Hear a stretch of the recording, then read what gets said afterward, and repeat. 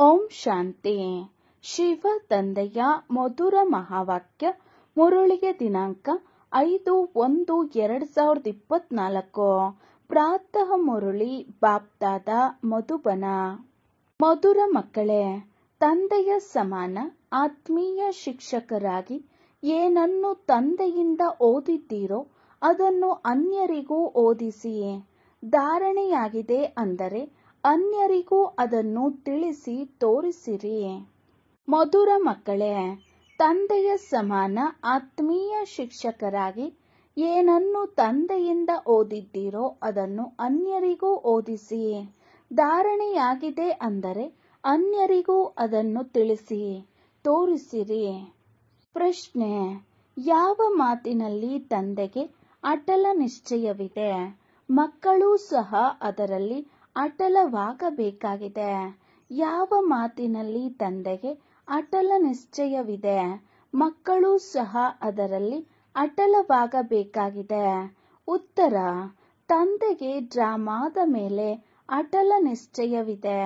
ಏನು ಕಳೆದು ಹೋಯಿತೋ ಅದು ಡ್ರಾಮಾ. ಕಲ್ಪದ ಮೊದಲು ಏನು ಮಾಡಿದ್ದೇವೆಯೋ ಅದನ್ನೇ ಮಾಡುತ್ತೇವೆ. ಡ್ರಾಮಾ ನಿಮ್ಮನ್ನು ಏರಿಳಿತವಾಗಲು ಬಿಡುವುದಿಲ್ಲ ಎಂದು ತಂದೆಯು ಹೇಳುತ್ತಾರೆ. ಆದರೆ ಇಲ್ಲಿಯವರೆಗೂ ಮಕ್ಕಳದ್ದು ಆ ಸ್ಥಿತಿಯು ಬಂದಿಲ್ಲ. ಆದ್ದರಿಂದ ಬಾಯಿಂದ ಈ ಮಾತು ಬರುತ್ತದೆ, ಈ ರೀತಿ ಇದ್ದಿದ್ದರೆ ಹೀಗೆ ಮಾಡುತ್ತಿದ್ದೆವೋ, ಮೊದಲೇ ತಿಳಿದಿದ್ದರೆ ಈ ರೀತಿ ಮಾಡುತ್ತಿರಲಿಲ್ಲ ಎಂದು ಹೇಳುತ್ತಾರೆ. ಆದರೆ ತಂದೆಯು ಏನು ಹೇಳುತ್ತಾರೆಂದರೆ, ಕಳೆದು ಹೋದದ್ದಕ್ಕೆ ಚಿಂತಿಸಬೇಡಿ. ಮುಂದೆ ಅಂತಹ ಯಾವುದೇ ತಪ್ಪಾಗದಂತೆ ಪುರುಷಾರ್ಥ ಮಾಡಿರಿ. ಓಂ ಶಾಂತಿ. ಆತ್ಮಿಕ ತಂದೆಯು ಆತ್ಮಿಕ ಮಕ್ಕಳಿಗೆ ತಿಳಿಸುತ್ತಾರೆ. ಸ್ವಯಂ ತಂದೆ ಹೇಳುತ್ತಾರೆ, ಯಾವಾಗ ನಾನು ಬರುತ್ತೇನೆಂದು ಯಾರಿಗೂ ಅರ್ಥವಾಗುವುದಿಲ್ಲ, ಏಕೆಂದರೆ ನಾನು ಗುಪ್ತವಾಗಿದ್ದೇನೆ. ಹೇಗೆ ಗರ್ಭದಲ್ಲಿಯೂ ಆತ್ಮವು ಪ್ರವೇಶ ಮಾಡುವಾಗ ಅದು ಪ್ರವೇಶವಾಗುವುದು ತಿಳಿಯುವುದೇ ಇಲ್ಲ. ಅದರ ತಿಥಿ ತಾರೀಖನ್ನು ಹೇಳಲು ಸಾಧ್ಯವಿಲ್ಲ. ಅದು ಗರ್ಭದಿಂದ ಹೊರಬಂದಾಗ ಅದರ ತಿಥಿ ತಾರೀಖನ್ನು ತಿಳಿಸುತ್ತಾರೆ. ಹಾಗೆಯೇ ತಂದೆಯ ಅವತರಣೆಯಾದ ತಿಥಿ ತಾರೀಖು ಅರ್ಥವಾಗುವುದಿಲ್ಲ. ಯಾವಾಗ ಪ್ರವೇಶ ಮಾಡಿದರು, ಯಾವಾಗ ರಥದಲ್ಲಿ ಬಂದರು ಏನೂ ತಿಳಿಯುವುದಿಲ್ಲ. ಯಾರನ್ನೇ ನೋಡಿದರೂ ಅವರು ನಶೆಯಲ್ಲಿ ಹೊರಟು ಹೋಗುತ್ತಿದ್ದರು. ಆಗಿನಿಂದ ಇದನ್ನು ತಿಳಿದುಕೊಳ್ಳುತ್ತಾ ಬಂದರು. ಏನೋ ಪ್ರವೇಶತೆಯಾಗಿದೆ ಅಥವಾ ಯಾವುದೋ ಶಕ್ತಿಯು ಬಂದಿದೆ. ಆದರೆ ಆ ಶಕ್ತಿಯು ಎಲ್ಲಿಂದ ಬಂದಿತು? ನಾನಂತೂ ವಿಶೇಷವಾಗಿ ಯಾವುದೇ ಜಪ ತಪವನ್ನಂತೂ ಮಾಡಿಲ್ಲ. ಇದಕ್ಕೆ ಗುಪ್ತವೆಂದು ಹೇಳಲಾಗುತ್ತದೆ. ಯಾವುದೇ ತಿಥಿ ತಾರೀಖು ಇಲ್ಲ. ಸೂಕ್ಷ್ಮ ವತನದ ಸ್ಥಾಪನೆಯೂ ಸಹ ಯಾವಾಗ ಆಗುತ್ತದೆ ಎಂದು ಹೇಳಲು ಸಾಧ್ಯವಿಲ್ಲ. ಮುಖ್ಯ ಮಾತಾಗಿದೆ ಮನ್ಮನಾಭವ. ತಂದೆಯು ತಿಳಿಸುತ್ತಾರೆ, ಹೇ ಆತ್ಮರೇ, ನೀವು ತಂದೆಯಾದ ನನ್ನನ್ನು ಕರೆಯುತ್ತೀರಿ. ಬಂದು ಪತಿತರನ್ನು ಪಾವನ ಮಾಡಿರಿ, ಪಾವನ ಪ್ರಪಂಚ ಮಾಡಿ ಎಂದು ತಂದೆಯು ತಿಳಿಸುತ್ತಾರೆ. ಡ್ರಾಮಾ ಪ್ಲಾನ್ ಅನುಸಾರ ಯಾವಾಗ ನಾನು ಬರುತ್ತೇನೆಯೋ ಆಗ ಅವಶ್ಯಕವಾಗಿ ಪರಿವರ್ತನೆಯಾಗುತ್ತದೆ. ಸತ್ಯಯುಗದಿಂದ ಹಿಡಿದು ಏನೆಲ್ಲವೂ ಕಳೆಯಿತೋ ಅದನ್ನು ಪುನಃ ರಿಪೀಟ್ ಮಾಡುತ್ತೀರಿ. ಸತ್ಯ ತ್ರೇತಾಯುಗವು ಪುನಃ ಅವಶ್ಯಕವಾಗಿ ಪುನರಾವರ್ತನೆಯಾಗುವುದು. ಕ್ಷಣ ಕ್ಷಣವೂ ಕೇಳುತ್ತಾ ಅದನ್ನು ಕಳೆಯುತ್ತಾ ಹೋಗುತ್ತದೆ. ಸಂವತ್ಸರವು ಕಳೆಯುತ್ತಾ ಹೋಗುತ್ತದೆ. ಸತ್ಯಯುಗವು ಕಳೆಯಿತು ಎಂದು ಹೇಳುತ್ತಾರೆ. ಆದರೆ ನೋಡಿದಂತ ಅನುಭವವಿಲ್ಲ. ತಂದೆಯು ತಿಳಿಸಿದ್ದಾರೆ, ನೀವೇ ಕಳೆಯುತ್ತಾ ಬಂದಿದ್ದೀರಿ. ನೀವೇ ಮೊಟ್ಟ ಮೊದಲು ನನ್ನಿಂದ ಅಗಲಿದ್ದೀರಿ. ಅಂದ ಮೇಲೆ ಇದರ ಮೇಲೆ ಈಗ ವಿಚಾರ ಮಾಡಿ. ಹೇಗೆ ನಾವು 84 ಜನ್ಮಗಳನ್ನು ತೆಗೆದುಕೊಂಡೆವೋ ಯಾವುದನ್ನು ಪುನಃ ಅದೇ ರೀತಿ ತೆಗೆದುಕೊಳ್ಳಬೇಕಾಗುತ್ತದೆ. ಅರ್ಥಾತ್ ದುಃಖ ಹಾಗೂ ಸುಖದ ಪಾತ್ರವನ್ನು ಅಭಿನಯಿಸಬೇಕಾಗುತ್ತದೆ. ಸತ್ಯಯುಗದಲ್ಲಂತೂ ಸುಖವಿರುತ್ತದೆ. ಯಾವಾಗ ಮನೆಯು ಹಳೆಯದಾಗುವುದೋ ಆಗ ಕೆಲವೊಂದು ಕಡೆ ಮಳೆಯ ನೀರು ಸೋರುತ್ತದೆ, ಕೆಲವೊಂದು ಕಡೆ ಬೀಳುತ್ತಿರುತ್ತದೆ. ಆಗ ಇದನ್ನು ರಿಪೇರಿ ಮಾಡಿಸಬೇಕೆಂದು ಚಿಂತೆಯಾಗುತ್ತದೆ. ಯಾವಾಗ ಬಹಳ ಹಳೆಯದಾಗಿ ಬಿಡುವುದೋ ಆಗ ಈ ಮನೆಯು ಇರುವುದಕ್ಕೆ ಯೋಗ್ಯವಿಲ್ಲವೆಂದು ತಿಳಿದುಕೊಳ್ಳುವರು. ಆದರೆ ಹೊಸ ಪ್ರಪಂಚಕ್ಕಾಗಿ ಈ ರೀತಿ ಹೇಳುವುದಿಲ್ಲ. ನೀವೀಗ ಹೊಸ ಪ್ರಪಂಚದಲ್ಲಿ ಹೋಗಲು ಯೋಗ್ಯರಾಗುತ್ತೀರಿ. ಪ್ರತಿ ವಸ್ತು ಮೊದಲು ಹೊಸದಾಗಿತ್ತು, ನಂತರ ಹಳೆಯದಾಗುತ್ತದೆ. ಈಗ ನೀವು ಮಕ್ಕಳಿಗೆ ಈ ವಿಚಾರ ಬರುತ್ತದೆ. ಮತ್ಯಾರೂ ಈ ಮಾತುಗಳನ್ನು ಅರ್ಥ ಮಾಡಿಕೊಳ್ಳುವುದಿಲ್ಲ. ಗೀತಾ, ರಾಮಾಯಣ ಇತ್ಯಾದಿ ತಿಳಿಸುತ್ತಾ ಇರುತ್ತಾರೆ. ಅದರಲ್ಲಿಯೇ ವ್ಯಸ್ತರಾಗಿರುತ್ತಾರೆ. ನೀವು ಮತ್ತು ನಾನೂ ಸಹ ಇದೇ ಉದ್ಯೋಗದಲ್ಲಿ ತೊಡಗಿದ್ದೆವು. ಈಗ ತಂದೆಯು ಎಷ್ಟು ಬುದ್ಧಿವಂತರನ್ನಾಗಿ ಮಾಡಿದ್ದಾರೆ. ತಂದೆಯು ತಿಳಿಸುತ್ತಾರೆ, ಮಕ್ಕಳೇ, ಈಗ ಈ ಹಳೆಯ ಪ್ರಪಂಚವು ಸಮಾಪ್ತಿಯಾಗುವುದಿದೆ. ಈಗ ಹೊಸ ಪ್ರಪಂಚಕ್ಕೆ ಹೋಗಬೇಕಾಗಿದೆ. ಎಲ್ಲರೂ ಹೋಗುತ್ತಾರೆಂದಲ್ಲ, ಎಲ್ಲರೂ ಮುಕ್ತಿಧಾಮದಲ್ಲಿ ಕುಳಿತು ಬಿಡುವುದು ನಿಯಮವಿಲ್ಲ. ಹಾಗಿದ್ದರೆ ಪ್ರಳಯವಾಗಿ ಬಿಡುವುದು. ನಿಮಗೆ ಗೊತ್ತಿದೆ, ಇದು ಹಳೆಯ ಪ್ರಪಂಚ ಮತ್ತು ಹೊಸ ಪ್ರಪಂಚದ ನಡುವಿನ ಬಹಳ ಕಲ್ಯಾಣಕಾರಿ ಸಂಗಮ ಯುಗವಾಗಿದೆ. ಈಗ ಪರಿವರ್ತನೆಯಾಗಲಿದೆ. ನಂತರ ಶಾಂತಿಧಾಮಕ್ಕೆ ಹೊರಟು ಹೋಗುವಿರಿ.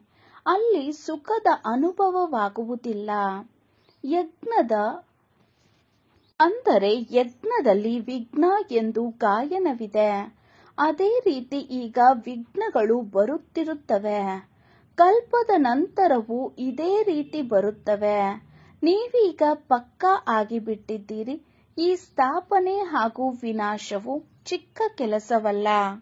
ವಿಘ್ನಗಳು ಯಾವ ಮಾತಿನಲ್ಲಿ ಬರುತ್ತವೆ? ತಂದೆಯು ತಿಳಿಸುತ್ತಾರೆ, ಕಾಮ ಮಹಾಶತ್ರುವಾಗಿದೆ. ಇದರ ಮೇಲೆ ಅತ್ಯಾಚಾರವಾಗುತ್ತದೆ. ದ್ರೌಪದಿಯ ಮಾತಿದೆಯಲ್ಲವೇ, ಬ್ರಹ್ಮಚರ್ಯದ ಮೇಲೆ ಎಲ್ಲ ಕಿರಿಕಿರಿ ನಡೆಯುತ್ತವೆ. ಸತೋ ಪ್ರಧಾನರಿಂದ ತಮೋ ಪ್ರಧಾನರಾಗಲೇಬೇಕಾಗಿದೆ. ಏಣಿಯನ್ನು ಇಳಿಯಲೇಬೇಕಾಗಿದೆ. ಅವಶ್ಯಕವಾಗಿ ಹಳೆಯ ಪ್ರಪಂಚವಾಗಬೇಕಾಗಿದೆ. ಇವೆಲ್ಲ ಮಾತುಗಳನ್ನು ನೀವೇ ತಿಳಿದುಕೊಳ್ಳುತ್ತೀರಿ ಮತ್ತು ಸ್ಮರಣೆ ಮಾಡುತ್ತೀರಿ. ಓದಿಸಲೂ ಬೇಕಾಗಿದೆ. ಶಿಕ್ಷಕರಾಗಬೇಕಾಗಿದೆ. ಅವಶ್ಯಕವಾಗಿ ಜ್ಞಾನವು ಬುದ್ಧಿಯಲ್ಲಿದ್ದಾಗಲೇ ಓದಿ ಶಿಕ್ಷಕರಾಗುವಿರಿ.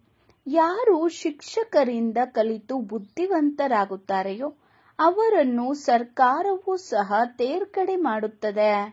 ನೀವು ಸಹ ಶಿಕ್ಷಕರಾಗಿದ್ದೀರಿ. ತಂದೆಯು ನಿಮ್ಮನ್ನು ಶಿಕ್ಷಕರನ್ನಾಗಿ ಮಾಡಿದ್ದಾರೆ. ಒಬ್ಬ ಶಿಕ್ಷಕನಿಂದ ಏನು ಮಾಡಲು ಸಾಧ್ಯ? ನೀವೆಲ್ಲರೂ ಆತ್ಮೀಯ ಶಿಕ್ಷಕರಾಗಿದ್ದೀರಿ. ಅಂದ ಮೇಲೆ ಬುದ್ಧಿಯಲ್ಲಿ ಜ್ಞಾನವಿರಬೇಕು. ಮನುಷ್ಯರಿಂದ ದೇವತೆಯಾಗುವ ಈ ಜ್ಞಾನವು ಸಂಪೂರ್ಣ ಆಕ್ಯುರೇಟ್ ಆಗಿದೆ. ಈಗ ನೀವು ಮಕ್ಕಳು ತಂದೆಯನ್ನು ಎಷ್ಟು ನೆನಪು ಮಾಡುತ್ತೀರೋ ಅಷ್ಟು ಲೈಟ್ ಬರುತ್ತಾ ಇರುತ್ತದೆ. ಮನುಷ್ಯರಿಗೆ ಸಾಕ್ಷಾತ್ಕಾರವಾಗುತ್ತಾ ಇರುತ್ತದೆ. ಏಕೆಂದರೆ ಆತ್ಮವು ಪವಿತ್ರವಾಗುವುದೇ ನೆನಪಿನಿಂದ. ಇದರಿಂದ ಯಾರಿಗೆ ಬೇಕಾದರೂ ಸಾಕ್ಷಾತ್ಕಾರವಾಗುವುದು. ಸಹಯೋಗಿ ತಂದೆಯು ಕುಳಿತಿದ್ದಾರೆ. ತಂದೆಯು ಯಾವಾಗಲೂ ಮಕ್ಕಳ ಸಹಯೋಗಿಯಾಗಿದ್ದಾರೆ. ವಿದ್ಯೆಯಲ್ಲಿ ನಂಬರ್ ವಾರ್ ಇದ್ದಾರೆ. ಪ್ರತಿಯೊಬ್ಬರೂ ನನ್ನಲ್ಲಿ ಎಷ್ಟು ಧಾರಣೆ ಇದೆ ಎಂಬುದನ್ನು ತಮ್ಮ ಬುದ್ಧಿಯಿಂದ ತಿಳಿದುಕೊಳ್ಳಬಹುದು. ಒಂದು ವೇಳೆ ಧಾರಣೆ ಇದ್ದರೆ ಅನ್ಯರಿಗೆ ತಿಳಿಸಿ ತೋರಿಸಿರಿ. ಇದು ಧನವಾಗಿದೆ. ನೀವು ಧನ ದಾನ ಮಾಡದಿದ್ದರೆ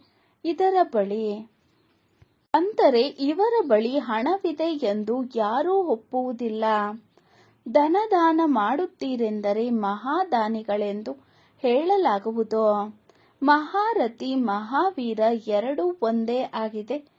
ಎಲ್ಲರೂ ಒಂದೇ ಸಮನಾಗಿರಲು ಸಾಧ್ಯವಿಲ್ಲ. ನಿಮ್ಮ ಬಳಿ ಎಷ್ಟೊಂದು ಮಂದಿ ಬರುತ್ತಾರೆ. ಒಬ್ಬೊಬ್ಬರೊಂದಿಗೆ ಕುಳಿತು ತಲೆ ಕೆಡಿಸಿಕೊಳ್ಳಲಾಗುತ್ತದೆಯೇ? ಅವರಂತೂ ಪತ್ರಿಕೆಗಳ ಮೂಲಕ ಅನೇಕ ಮಾತುಗಳನ್ನು ಕೇಳುವ ಕಾರಣ ಬಹಳ ದೊಡ್ಡವರೆಂದು ತಿಳಿದಿರುತ್ತಾರೆ.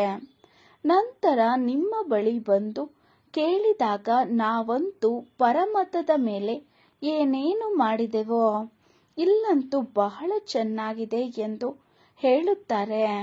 ಒಬ್ಬೊಬ್ಬರನ್ನು ಸರಿಪಡಿಸುವುದರಲ್ಲಿ ಪರಿಶ್ರಮವಾಗುತ್ತದೆ. ಇಲ್ಲಿಯೂ ಸಹ ಎಷ್ಟೊಂದು ಪರಿಶ್ರಮವಾಯಿತು.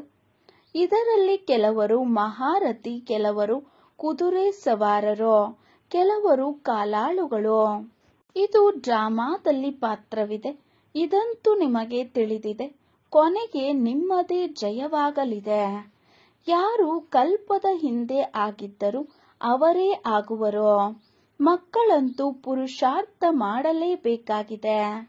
ತಂದೆಯು ಸಲಹೆ ನೀಡುತ್ತಾರೆ, ಮಕ್ಕಳೇ, ಅನ್ಯರಿಗೆ ತಿಳಿಸುವ ಪ್ರಯತ್ನ ಮಾಡಿರಿ.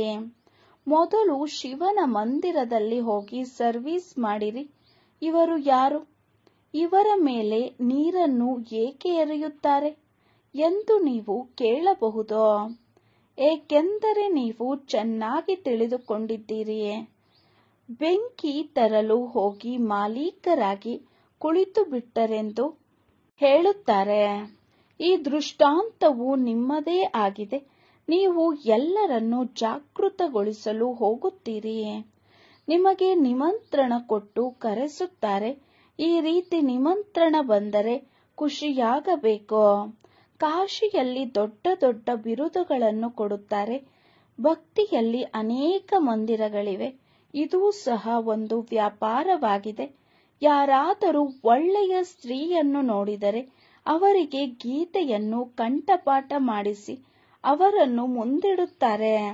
ನಂತರ ಇವರಿಂದ ಯಾವ ಸಂಪಾದನೆಯಾಗುವುದು ಅದು ಅವರಿಗೆ ಸಿಗುತ್ತದೆ. ಇದರಲ್ಲಿ ಏನೂ ಇಲ್ಲ. ರಿದ್ಧಿ ಸಿದ್ಧಿ ಬಹಳ ಕಲಿಯುತ್ತಾರೆ. ಇಂತಹ ಸ್ಥಾನಗಳಿಗೆ ಹೋಗಿ ತಿಳಿಸಬೇಕು. ನೀವು ಮಕ್ಕಳು ಎಂದು ಶಾಸ್ತ್ರಾರ್ಥ ಮಾಡಬಾರದು. ನೀವಂತೂ ಹೋಗಿ ತಂದೆಯ ಪರಿಚಯ ಕೊಡಬೇಕಾಗಿದೆ. ಮುಕ್ತಿ ಜೀವನ್ಮುಕ್ತಿದಾತ ಒಬ್ಬ ತಂದೆಯಾಗಿದ್ದಾರೆ. ಅವರ ಮಹಿಮೆ ಮಾಡಬೇಕಾಗಿದೆ. ಆ ತಂದೆಯು ತಿಳಿಸುತ್ತಾರೆ, ತಮ್ಮನ್ನು ಆತ್ಮನೆಂದು ತಿಳಿದು ನನ್ನನ್ನು ನೆನಪು ಮಾಡಿರಿ. ಬಾಕಿ ಮನ್ಮನಾಭವದ ಅರ್ಥವು ಗಂಗೆಯಲ್ಲಿ ಹೋಗಿ ಸ್ನಾನ ಮಾಡಿ ಎಂದಲ್ಲ, ನನ್ನೊಬ್ಬನನ್ನೇ ನೆನಪು ಮಾಡಿರಿ ಎಂಬುದು ಇದರ ಅರ್ಥವಾಗಿದೆ. ಆಗ ನಾನು ನಿಮ್ಮನ್ನು ಎಲ್ಲಾ ಪಾಪಗಳಿಂದ ಮುಕ್ತ ಮಾಡುತ್ತೇನೆ ಎಂದು ಪ್ರತಿಜ್ಞೆ ಮಾಡುತ್ತೇನೆ. ಯಾವಾಗಿನಿಂದ ರಾವಣನು ಬಂದನೋ ಆಗಿನಿಂದ ಪಾಪಗಳು ಆರಂಭವಾಯಿತು. ಆದರೆ ಈಗ ಶ್ರೇಷ್ಠ ಪದವಿಯನ್ನು ಪಡೆಯುವ ಬಹಳ ಪುರುಷಾರ್ಥ ಮಾಡಬೇಕಾಗಿದೆ. ಅಧಿಕಾರಕ್ಕಾಗಿ ಮನುಷ್ಯರು ರಾತ್ರಿ ಹಗಲು ಎಷ್ಟು ತಲೆಕೆಡಿಸಿಕೊಳ್ಳುತ್ತಾರೆ. ಇದೂ ಸಹ ವಿದ್ಯೆಯಾಗಿದೆ. ಇದರಲ್ಲಿ ಯಾವುದೇ ಪುಸ್ತಕ ಓದುವ ಮಾತಿಲ್ಲ. 84 ಜನ್ಮಗಳ ಚಕ್ರವಂತೂ ಬುದ್ಧಿಯಲ್ಲಿ ಬಂದು ಬಿಟ್ಟಿತು. ಇದೇನು ದೊಡ್ಡ ಮಾತಲ್ಲ. ಆದರೆ ಒಂದೊಂದು ಜನ್ಮದ ವಿವರವನ್ನು ನೀಡಲು ಸಾಧ್ಯವೇ? ಈಗ 84 ಜನ್ಮಗಳು ಪೂರ್ಣವಾಯಿತು. ನಾವಾತ್ಮರು ಮರಳಿ ಮನೆಗೆ ಹೋಗಬೇಕಾಗಿದೆ. ಆತ್ಮವು ಯಾವುದು ಪತಿತವಾಗಿದೆಯೋ ಅದು ಅವಶ್ಯಕವಾಗಿ ಪಾವನವಾಗಬೇಕಾಗಿದೆ. ಎಲ್ಲರಿಗೂ ಇದೇ ಮಾತನ್ನು ಹೇಳುತ್ತಾ ಇರಿ. ಯಾವಾಗಿನಿಂದ ರಾವಣನು ಬಂದನೋ ಆಗಿನಿಂದ ಪಾಪಗಳು ಆರಂಭವಾಯಿತು. ಆದರೆ ಈಗ ಶ್ರೇಷ್ಠ ಪದವಿಯನ್ನು ಪಡೆಯುವ ಬಹಳ ಪುರುಷಾರ್ಥ ಮಾಡಬೇಕಾಗಿದೆ. ಅಧಿಕಾರಕ್ಕಾಗಿ ಮನುಷ್ಯರು ರಾತ್ರಿ ಹಗಲು ಎಷ್ಟು ತಲೆಕೆಡಿಸಿಕೊಳ್ಳುತ್ತಾರೆ. ಇದೂ ಸಹ ವಿದ್ಯೆಯಾಗಿದೆ. ಇದರಲ್ಲಿ ಯಾವುದೇ ಪುಸ್ತಕ ಓದುವ ಮಾತಿಲ್ಲ.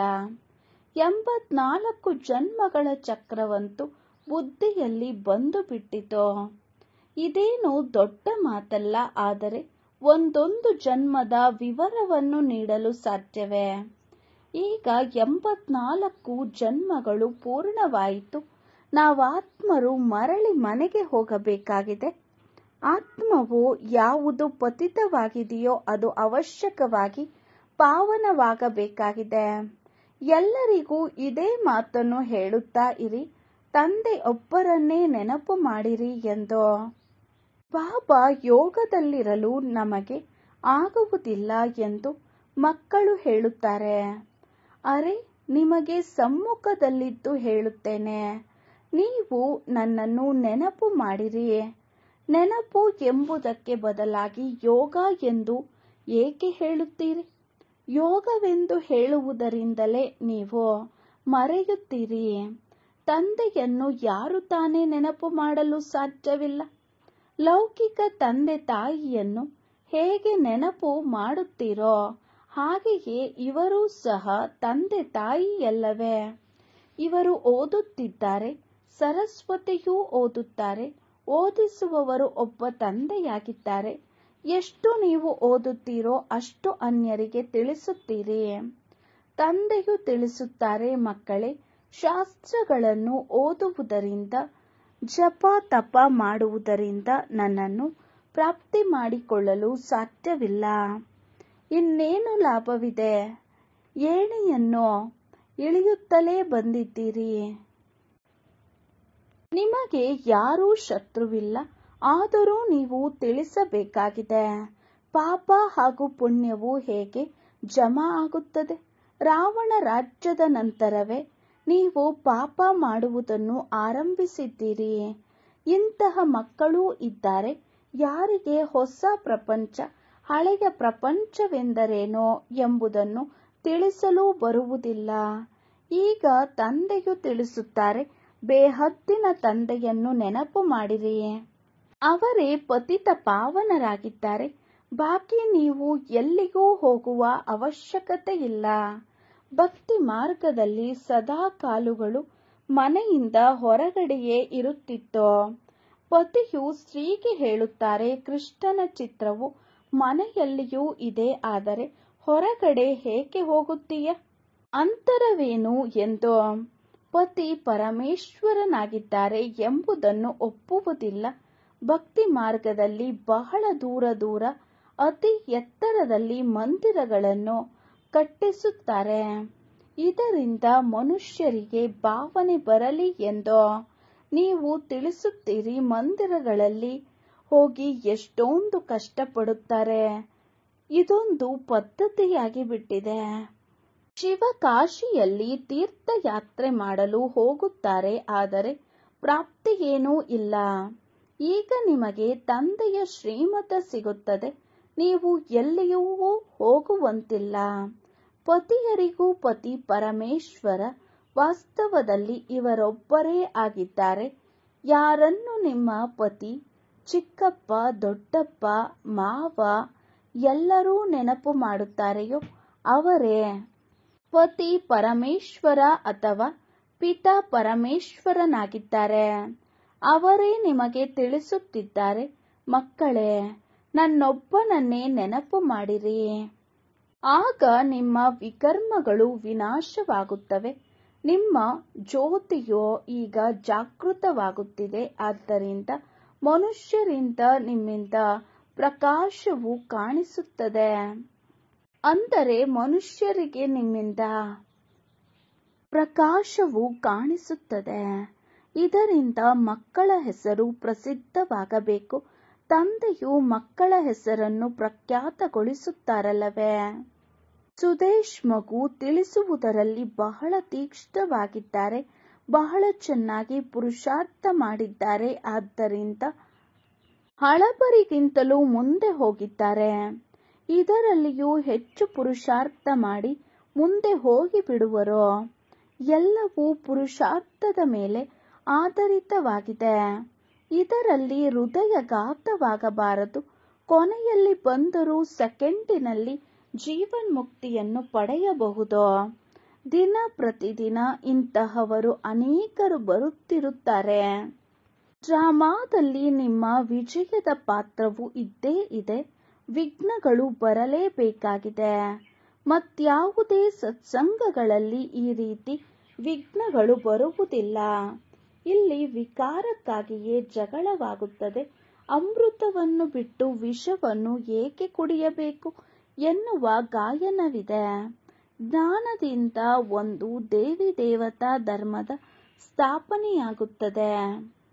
ಸತ್ಯಯುಗದಲ್ಲಿ ರಾವಣ ರಾಜ್ಯವಿರಲು ಸಾಧ್ಯವಿಲ್ಲ. ಎಷ್ಟು ಸ್ಪಷ್ಟ ತಿಳುವಳಿಕೆ ಇದೆ. ರಾಮರಾಜ್ಯದ ಪಕ್ಕದಲ್ಲಿಯೇ ರಾವಣ ರಾಜ್ಯವಾಗುತ್ತದೆ. ನೀವು ಅದರಲ್ಲಿ ಸಮಯವನ್ನು ತೋರಿಸುತ್ತೀರಿ.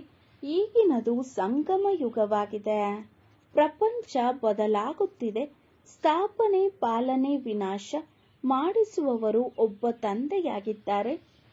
ಬಹಳ ಸಹಜವಾಗಿದೆ. ಆದರೆ ಪೂರ್ಣ ಧಾರಣೆಯಾಗದ ಕಾರಣ ಮತ್ತೆಲ್ಲ ಮಾತುಗಳು ನೆನಪಿನಲ್ಲಿರುತ್ತವೆ. ಬಾಕಿ ಜ್ಞಾನ ಯೋಗವೇ ಮರೆತು ಹೋಗುತ್ತದೆ. ನೀವು ಶ್ರೇಷ್ಠಾತಿ ಶ್ರೇಷ್ಠ ಭಗವಂತನ ಸಂತಾನರಾಗಿದ್ದೀರಿ. ದಿನ ಪ್ರತಿದಿನ ನೀವು ಸಾಹುಕಾರರಾಗುತ್ತಾ ಹೋಗುತ್ತೀರಿ. ಧನ ಸಿಗುತ್ತದೆಯಲ್ಲವೇ? ಖರ್ಚು ಬರುತ್ತಿರುವುದು. ತಂದೆಯು ತಿಳಿಸುತ್ತಾರೆ, ಹುಂಡಿಯು ತುಂಬುತ್ತಾ ಹೋಗುವುದು. ದಿನ ಪ್ರತಿದಿನ ನೀವು ಸಾಹುಕಾರರಾಗುತ್ತಾ ಹೋಗುತ್ತೀರಿ. ಧನ ಸಿಗುತ್ತದೆಯಲ್ಲವೇ? ಖರ್ಚು ಬರುತ್ತಿರುವುದು. ತಂದೆಯು ತಿಳಿಸುತ್ತಾರೆ, ಹುಂಡಿಯು ತುಂಬುತ್ತಾ ಹೋಗುವುದು. ಕಲ್ಪದ ಮೊದಲಿನಂತೆಯೇ ನೀವು ಖರ್ಚು ಮಾಡುತ್ತೀರಿ. ಹೆಚ್ಚು ಕಡಿಮೆ ಮಾಡಲು ಡ್ರಾಮಾ ಬಿಡುವುದಿಲ್ಲ. ಡ್ರಾಮಾದ ಮೇಲೆ ತಂದೆಗೆ ಅಟಲ ನಿಶ್ಚಯವಿದೆ. ಕಳೆದು ಹೋದುದೆಲ್ಲವೂ ಡ್ರಾಮಾ. ಈ ರೀತಿಯಾಗಿದ್ದರೆ ಹೀಗೆ ಮಾಡುತ್ತಿರಲಿಲ್ಲ ಎಂದು ಹೇಳುವಂತಿಲ್ಲ. ಈಗಿನ್ನೂ ಆ ಸ್ಥಿತಿಯು ಬಂದಿಲ್ಲ. ಯಾವುದಾದರೊಂದು ಇಂತಹ ಮಾತುಗಳು ಬಾಯಿಂದ ಬಂದು ಬಿಡುತ್ತದೆ. ನಂತರ ಪಶ್ಚಾತ್ತಾಪವಾಗುತ್ತದೆ. ತಂದೆಯು ಹೇಳುತ್ತಾರೆ, ಕಳೆದು ಹೋದುದಕ್ಕೆ ಚಿಂತಿಸಬೇಡಿ. ಮುಂದೆ ಇಂತಹ ತಪ್ಪಾಗದಂತೆ ಪುರುಷಾರ್ಥ ಮಾಡಿರಿ. ಚಾರ್ಟ್ ಬರೆಯಿರಿ. ಇದರಲ್ಲಿ ಬಹಳ ಕಲ್ಯಾಣವಿದೆ ಎಂದು ತಂದೆಯು ಹೇಳುತ್ತಾರೆ. ಬ್ರಹ್ಮ ತಂದೆಯು ಒಬ್ಬರನ್ನು ನೋಡಿದರು. ಅವರು ಇಡೀ ಜೀವನ ಕಥೆಯನ್ನು ಬರೆಯುತ್ತಿದ್ದರು. ಏಕೆಂದರೆ ಇದನ್ನು ನೋಡಿ ಮಕ್ಕಳು ಕಲಿಯುವರೆಂದು ತಿಳಿಯುತ್ತಿದ್ದರು. ಇಲ್ಲಿಯೂ ಸಹ ಶ್ರೀಮತದಂತೆ ನಡೆಯುವುದರಲ್ಲಿಯೇ ಕಲ್ಯಾಣವಿದೆ. ಇಲ್ಲಿ ಅಸತ್ಯದ ನಡೆಯನ್ನು ನಡೆಯಲು ಸಾಧ್ಯವಿಲ್ಲ. ನಾರದನ ಉದಾಹರಣೆಯ ಹಾಗೆ ಚಾರ್ಟಿನಿಂದ ಬಹಳ ಲಾಭವಿದೆ. ತಂದೆಯು ಆದೇಶ ನೀಡುತ್ತಾರೆಂದರೆ ಮಕ್ಕಳು ಆದೇಶದಂತೆ ನಡೆಯಬೇಕಲ್ಲವೇ? ಒಳ್ಳೆಯದು. ಮಧುರಾತಿ ಮಧುರ ಅಗಲಿ ಹೋಗಿ ಮರಳಿ ಸಿಕ್ಕಿರುವಂತಹ ಮಕ್ಕಳಿಗೆ ಪ್ರೀತಿಯ ಮಾತ್ಪಿತಾ ಬಾಪ್ದಾದರವರ ನೆನಪು, ಪ್ರೀತಿ ಹಾಗೂ ಸುಪ್ರಭಾತ. ಆತ್ಮೀಯ ಮಕ್ಕಳಿಗೆ ಆತ್ಮೀಯ ತಂದೆಯ ನಮಸ್ತೆ. ನಾವು ಆತ್ಮೀಯ ಮಕ್ಕಳ ಆತ್ಮೀಯ ತಂದೆಗೆ ನಮಸ್ತೆ ನಮಸ್ತೆ ನಮಸ್ತೆ. ಧಾರಣೆಗಾಗಿ ಮುಖ್ಯ ಸಾರ. ಫಸ್ಟ್ ಪಾಯಿಂಟ್, ಜ್ಞಾನ ಧಾರಣೆ ಮಾಡಿ ಅನ್ಯರಿಗೂ ತಿಳಿಸಬೇಕಾಗಿದೆ. ಜ್ಞಾನಧನವನ್ನು ದಾನ ಮಾಡಿ ಮಹಾದಾನಿಗಳಾಗಬೇಕು. ಯಾರಿಂದಲೂ ಶಾಸ್ತ್ರಾರ್ಥವಾಗಿ ಮಾಡದೆ ತಂದೆಯ ಪರಿಚಯವನ್ನು ಕೊಡಬೇಕು. ಸೆಕೆಂಡ್ ಪಾಯಿಂಟ್, ನೀವು ಕಳೆದ ಮಾತುಗಳ ಚಿಂತನೆ ಮಾಡಬಾರದು. ಇಂತಹ ಪುರುಷಾರ್ಥ ಮಾಡಬೇಕು. ಮತ್ತೆ ಎಂದೂ ತಪ್ಪು ಆಗದ ಹಾಗೆ ತಮ್ಮ ಸತ್ಯ ಚಾರ್ಟ್ ಇಡಬೇಕಾಗಿದೆ. ವರದಾನ, ಯೋಗದ ಮುಖಾಂತರ ಶ್ರೇಷ್ಠ ಸ್ಥಿತಿಯ ಅನುಭವ ಮಾಡುವಂತಹ ಡಬಲ್ ಲೈಟ್ ಫರಿಸ್ತಾ ಆಗಿ. ಯೋಗದ ಮುಖಾಂತರ ಶ್ರೇಷ್ಠ ಸ್ಥಿತಿಯ ಅನುಭವ ಮಾಡುವಂತಹ ಡಬಲ್ ಲೈಟ್ ಫರಿಸ್ತೆಗಳಾಗಿ. ವಿವರಣೆ, ತಾವು ರಾಜಯೋಗಿ ಮಕ್ಕಳು. ಯೋಗದಲ್ಲಿ ಶ್ರೇಷ್ಠ ಸ್ಥಿತಿಯ ಅನುಭವ ಮಾಡುವಿರಿ. ಹಠಯೋಗಿಗಳು ಶರೀರವನ್ನು ಮೇಲೆ ಎತ್ತುತ್ತಾರೆ. ತಾವು ಎಲ್ಲೇ ಇದ್ದರೂ ಸಹ ಶ್ರೇಷ್ಠ ಸ್ಥಿತಿಯಲ್ಲಿ ಇರುವಿರಿ. ಆದ್ದರಿಂದ ಹೇಳುತ್ತಾರೆ, ಯೋಗಿ ಶ್ರೇಷ್ಠ ಸ್ಥಿತಿಯಲ್ಲಿರುತ್ತಾರೆ ಎಂದು. ತಮ್ಮ ಮನಸ್ಸಿನ ಸ್ಥಿತಿಯ ಸ್ಥಾನ ಶ್ರೇಷ್ಠವಾಗಿದೆ. ಏಕೆಂದರೆ ಡಬಲ್ ಲೈಟ್ ಆಗಿರುವಿರಿ. ಹಾಗೆಯೇ ಹೇಳುತ್ತಾರೆ, ಫರಿಸ್ತೆಗಳ ಕಾಲು ಧರಣಿಯ ಮೇಲೆ ಇರುವುದಿಲ್ಲವೆಂದು. ಫರಿಸ್ತಾ ಎಂದರೆ ಯಾರ ಬುದ್ಧಿರೂಪಿ ಕಾಲು ಧರಣಿಯ ಮೇಲೆ ಇರದಂತಹ ಸ್ಥಿತಿಯಾಗಿದೆ. ದೇಹ ಬಾಣದಲ್ಲಿ ಬರದೇ ಇರಲಿ. ಹಳೆಯ ಪ್ರಪಂಚದ ಯಾವುದೇ ಸೆಳೆತ ಇಲ್ಲದಿರಲಿ. ಸ್ಲೋಗನ್: ಆಗ ಆಶೀರ್ವಾದದ ಅಂದರೆ ಈ ಸಮಯದಲ್ಲಿ ಆಶೀರ್ವಾದದ ಖಾತೆಯನ್ನು ಸಂಪನ್ನ ಮಾಡಿಕೊಂಡು ಬಿಡಿ. ಆಗ ತಮ್ಮ ಚಿತ್ರಗಳ ಮುಖಾಂತರ ಎಲ್ಲರಿಗೂ ಅನೇಕ ಜನ್ಮ ಆಶೀರ್ವಾದಗಳು ಸಿಗುತ್ತಿರುತ್ತವೆ. ಈಗ ಆಶೀರ್ವಾದದ ಖಾತೆಯನ್ನು ಸಂಪನ್ನ ಮಾಡಿಕೊಂಡು ಬಿಡಿ. ಆಗ ತಮ್ಮ ಚಿತ್ರಗಳ ಮುಖಾಂತರ ಎಲ್ಲರಿಗೂ ಅನೇಕ ಜನ್ಮ ಆಶೀರ್ವಾದಗಳು ಸಿಗುತ್ತಿರುತ್ತವೆ. ಅವ್ಯಕ್ತ ಸೈಲೆನ್ಸ್ನ ಮೂಲಕ ಡಬಲ್ ಲೈಟ್ ಫರಿಸ್ತಾ ಸ್ಥಿತಿಯ ಅನುಭವ ಮಾಡಿ. ಅವ್ಯಕ್ತ ಸೈಲೆನ್ಸ್ನ ಮೂಲಕ ಡಬಲ್ ಲೈಟ್ ಫರಿಸ್ತಾ ಸ್ಥಿತಿಯ ಅನುಭವ ಮಾಡಿ. ಫರಿಸ್ತಾ ಸ್ಥಿತಿಯ ಅನುಭವ ಮಾಡಲು ಈಗೀಗ ಶಬ್ದದಲ್ಲಿ ಬರುತ್ತಾ ಚರ್ಚಿಸುತ್ತಾ ಎಂತಹದ್ದೇ ವಾತಾವರಣದಲ್ಲಿರುತ್ತಾ ಸೆಕೆಂಡಿನಲ್ಲಿ ಸರ್ವ ಸಂಕಲ್ಪಗಳನ್ನು ನಿಲ್ಲಿಸಿ ಶಬ್ದದಿಂದ ದೂರ ಭಿನ್ನ ಫರಿಸ್ತಾ ಸ್ಥಿತಿಯಲ್ಲಿ ಸ್ಥಿತರಾಗಿ. ಈಗೀಗ ಕರ್ಮಯೋಗಿ, ಈಗೀಗ ಫರಿಸ್ತಾ. ಅಂದರೆ ಅದರ ಅರ್ಥ ಶಬ್ದದಿಂದ ದೂರ ಅವ್ಯಕ್ತ ಸ್ಥಿತಿಯ ಅನುಭೂತಿ. ಇದೇ ಅಭ್ಯಾಸ ಅಂತಿಮ ಪೇಪರ್ನಲ್ಲಿ ವಿಜಯಿಯನ್ನಾಗಿ ಮಾಡುತ್ತದೆ. ಓಂ ಶಾಂತಿ.